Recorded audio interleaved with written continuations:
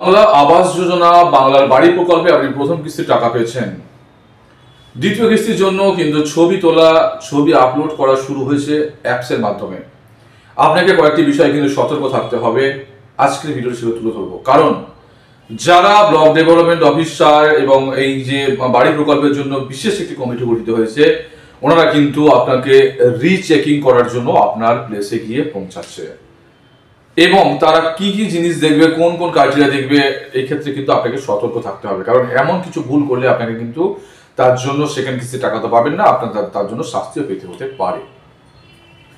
Second কিস্তির টাকার জন্য কোন কোন জিনিস ওনারা গিয়ে দেখবেন, ছবি তুলবেন, বা আপনি কি অন্য প্লটে গিয়ে সে বাড়িটা করেছেন, সমস্ত বিষয়গুলো কিভাবে হবে, কি কি তথ্য, কাদের ছবি উঠবে, কাদের ছবি তারা তুলবেই না, তুলবে না মানে আপনারা টাকা পাবেন না, সেটা কিন্তু আজকে আমি তুলে ধরছি। বাংলা আবাস যোজনার প্রথম কিস্তি টাকা পেয়ে গেছেন।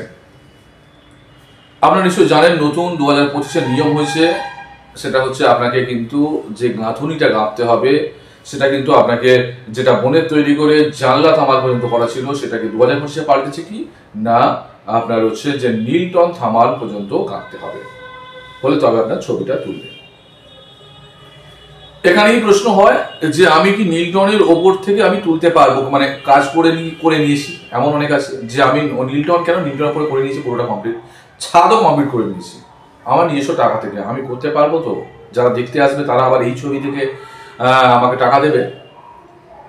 ওরা বলছে ন্যূনতম নীলটন পর্যন্ত ওই টাকায় কাজ করে থাকতে হবে, এর ওপরেও যদি আপনি আপনার টাকায় করে থাকেন আপনি সের জন্য বিবেচ্য টাকা পাবেন, ওপরে করে থাকলেও টাকা পাবেন।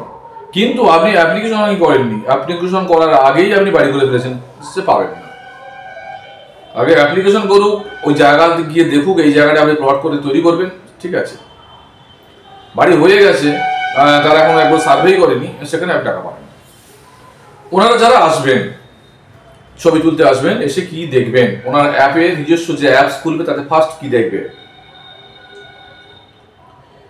প্রথমে বলি, এই যে রিচেকিং কেন করছে, রিচেকিং করার পিছনে কারণটা সরকার থেকে দেখানো হয়েছে কি, এক নম্বর হচ্ছে অনেকে এই বাংলা বাড়ি প্রকল্পে টাকা পেয়েছে কিন্তু বাড়ি না করে বাথরুম তৈরি করেছে, এরকম অনেকের বাড়ি তৈরিই করেনি, টাকা নিয়ে ওই জায়গায় চলে গেছে, মানে এই জায়গাটা কিছুটা ডিসপিউট হয়েছে, এরকম কিন্তু ওনারা তথ্য পাচ্ছেন যে বানাতে শুরুই করেনি, জিনিসই তৈরি করেনি, ফার্স্ট টাকা নষ্ট করেছেন, এরকম বিষয়গুলো সামনে এসেছে। এই সমস্ত বিষয়গুলো সামনে থাকছে। ওনারা ফার্স্ট অ্যাপসে এসে দেখবেন, এক নম্বর পয়েন্টে ওরা পুট করবেন কি না, বোনেটটা কতটা খোলা হয়েছে, মানে বোনেট খুলেছে কেনা, তার ছবি উঠবে। বোনেটের পরে দেখবে যে জিনিসপত্র যেগুলো বাড়িঘর তৈরি করতে প্রয়োজন হয়, ইট, বালি, লোহা, এই সমস্ত মেটেরিয়ালগুলো ওখানে আসছে কেনা, কেনা হয়েছে কেনা দেখবে। কতটা গেঁথেছেন তার একটা ছবি তুলবে, জানলা থামান করেছেন কি নীলটন থামান করেছেন তার ছবি তুলে নেবে।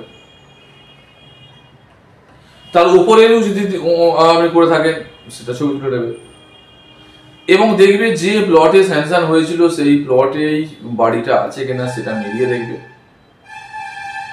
লাস্ট হচ্ছে আপনি এটা হচ্ছে লাস্ট হচ্ছে আপনার কমপ্লিট হয়ে যাবার, যে হয়তো কমপ্লিট করে ফেলেছে, কমপ্লিট হয়ে গেলে একটা বাংলা বাড়ি প্রকল্পের একটা লোগো হয়, সেই লোগোটা উনি লাগিয়েছে কিনা, লোগোটা লাগাতে হবে। এই সমস্ত তথ্য কিন্তু ওনারা দেখবে।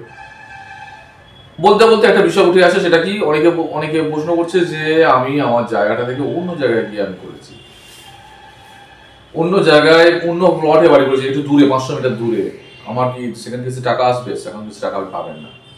ওই প্লটেই যেখানে আপনাকে ঘরের জন্য বিবেচ্য মানে ইয়ে করা হয়েছে, ফিক্সড করা হয়েছে, ওই জায়গাতেই আপনাকে করতে হবে, অন্য জায়গায় গেলে আপনি পাবেন না। নিয়মটা বলে দিয়েছিলাম, জাস্ট আধার ভেরিফিকেশন করলেই হয়ে যাবে। নতুন উপভোক্তা যারা ওই ওয়েটিং লিস্টে আছেন, ওয়েটিং লিস্টে নাম চলে গেছে, ওয়েটিং লিস্টকেও কিন্তু পরপর ছাড়বে। এই জুন মাসে সেকেন্ড কিস্তির টাকা জাস্ট ছবি আপলোড হবে, এই সমস্তগুলো ওনারা দেখে নেবেন, যা যা বললাম।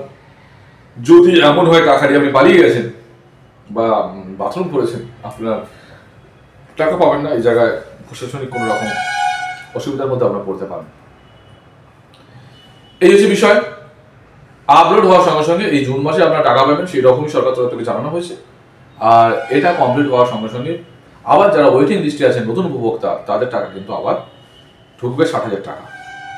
ঢুকে যাবে এবং আপনারাও কাজ শুরু করতে পারবেন।